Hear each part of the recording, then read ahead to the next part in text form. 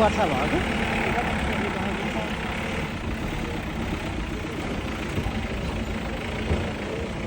दुर्सो भर्सेल हर्को दाई होइन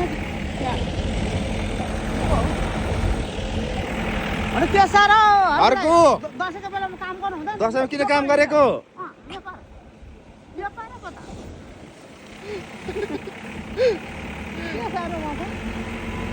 घरको जतिको बिजी त कोही छैन अहिले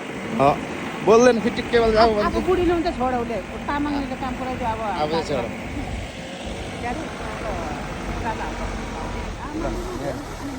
डल्ली गएछ यहाँ त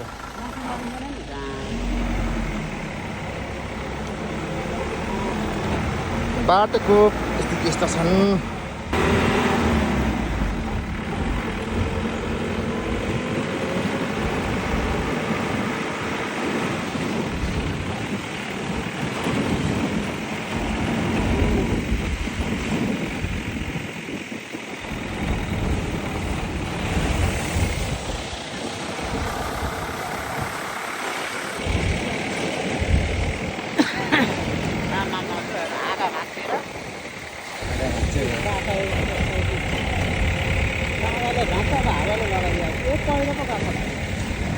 यहाँ पहिरो गएछन्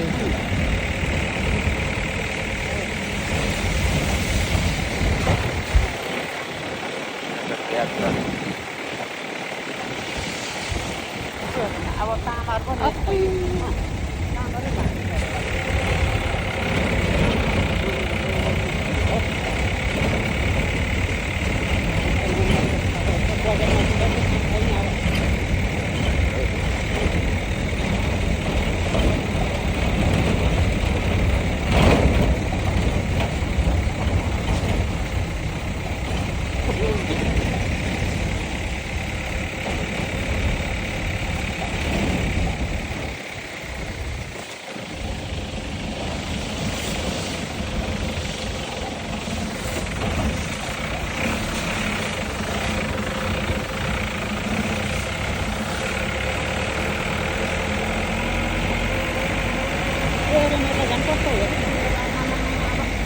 एउटा 3-5 हजार घाटा भयो है